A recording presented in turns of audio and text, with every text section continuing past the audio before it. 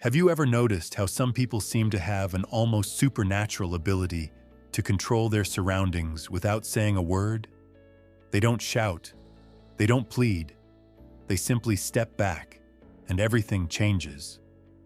The energy in the room shifts.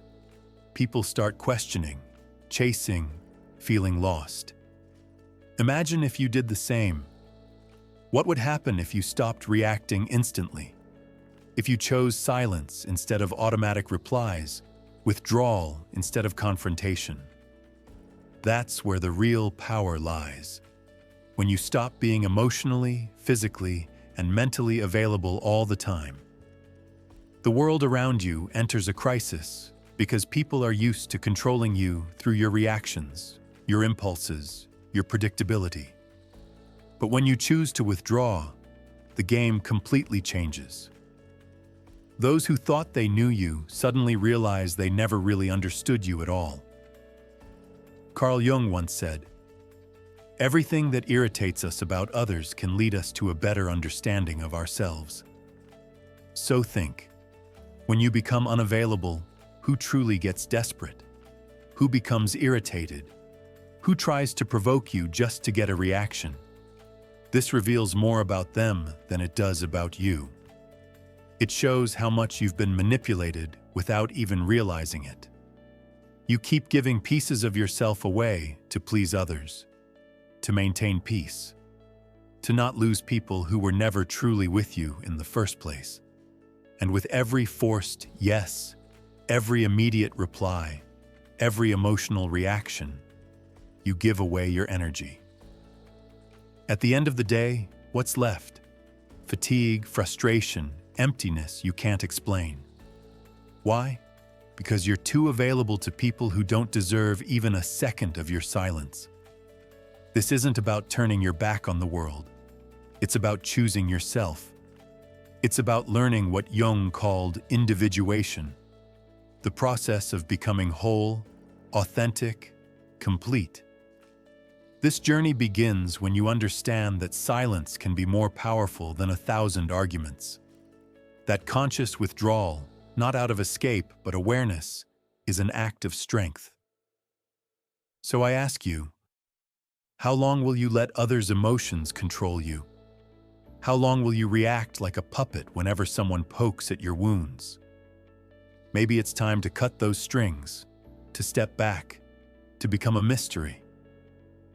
Because when you stop being available, everything changes.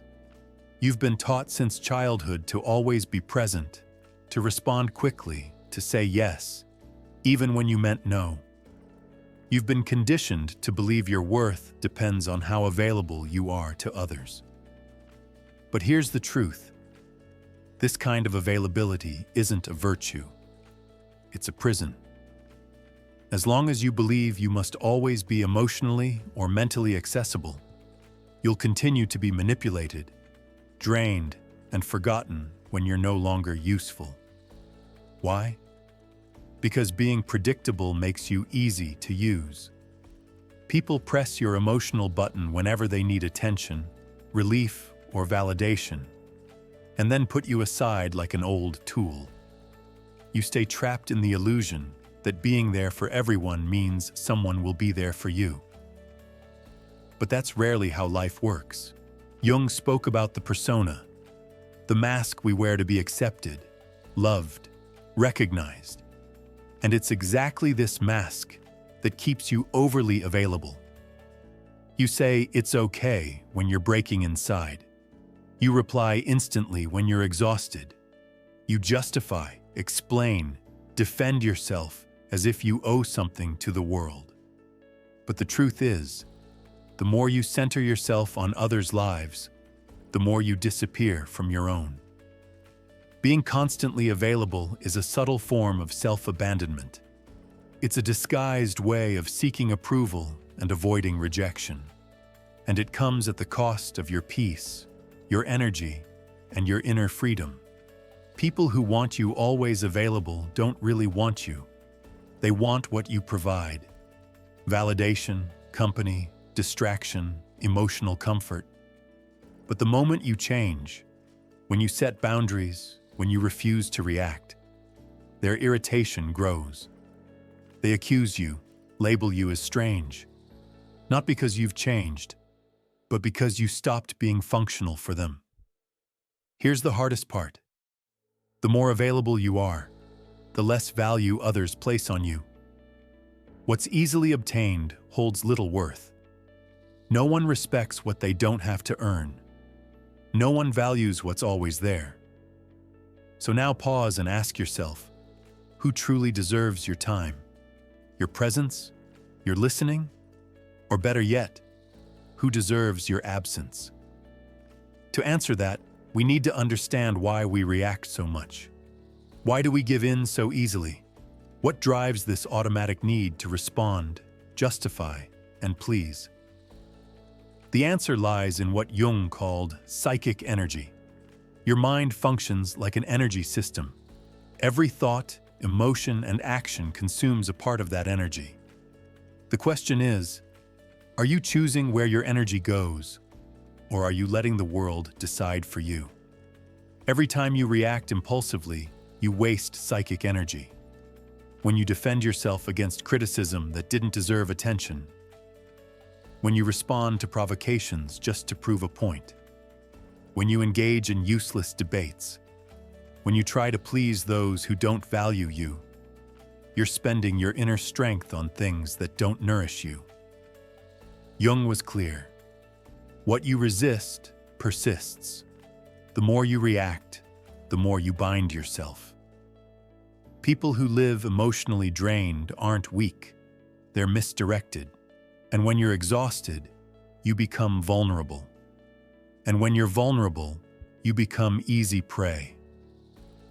Manipulative, opportunistic, emotionally needy people sense this. They see that you don't know how to protect your energy, that you react to everything, that you always try to fix the world, and they take advantage of it. Jung believed a healthy psyche is one that knows how to retain its energy. This means knowing how to say no without guilt, knowing how to remain silent without feeling cowardice, knowing how to observe before acting. True power isn't in reacting, it's in choosing when and how to act. And that's only possible when you deeply understand your own impulses. How many times have you lost sleep over an unresolved conversation? How often have you spent hours ruminating on what you should have said, or trying to understand why someone treated you poorly? That's energy being drained without return. You're keeping ghosts alive, ghosts that should have died long ago, and feeding dynamics that exist only because you insist on responding. Psychic energy is like a force field. When guarded well, it creates presence. You walk into a room and command respect without saying a word. But when poorly managed, you become invisible, reactive, fragile, and the world has no mercy for those who give in easily. Start observing your triggers. What makes you react automatically? What makes you lose your center? These are the exact points where your energy leaks and where you need to work. Not to become cold or indifferent, but to become selective, to become sovereign over yourself. And here comes one of Jung's greatest insights. When you conserve your energy, you break the projections others place on you. And that bothers people. Because now we're entering the territory of silent manipulation. Opportunistic people feed off your energy, and your unavailability completely disrupts their games. You think you're in control. You believe your reactions are conscious choices. But the truth is darker. Most of your emotional responses are programmed. And those who understand this manipulate you effortlessly. They don't need to raise their voices or force situations. They just trigger the buttons you've left exposed. And you react. Always. Jung called this projection, a psychological mechanism where people project onto others what they can't see in themselves. But there's another side to this. You also become the receptacle for these projections. The more emotionally available you are, the more you become a blank canvas for others to paint their expectations on. Think of that friend who only reaches out during crises, that partner who always needs saving, that person who praises you only as long as you're useful. None of this is by chance. They're not relating to you. They're relating to the idea of you, to the role you play.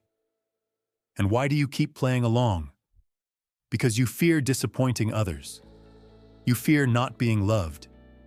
You fear abandonment. The most effective manipulation doesn't come from yelling or threats.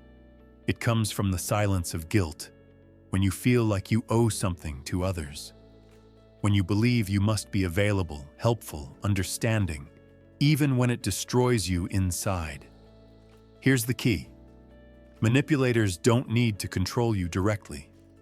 They just need you to keep reacting the same way. But when you stop reacting, the game breaks. When you start saying no, when you respond with silence, when you withdraw instead of explaining yourself, the projections begin to crumble.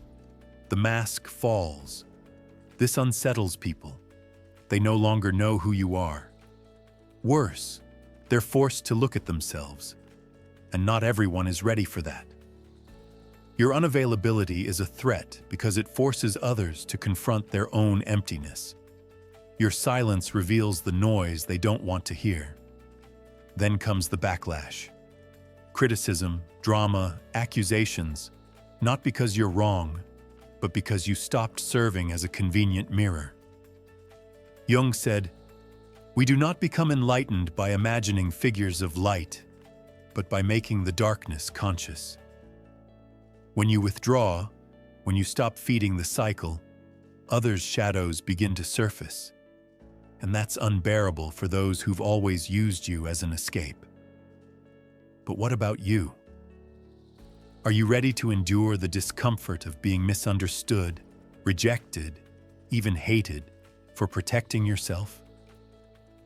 Are you willing to face the silence that follows the rupture? Because it's precisely in that silence that a new kind of power is born. If this message resonates with you, consider subscribing to Beyond the Mind. We explore deep psychological insights, personal transformation, and how to reclaim your inner power. Stay tuned for the next video,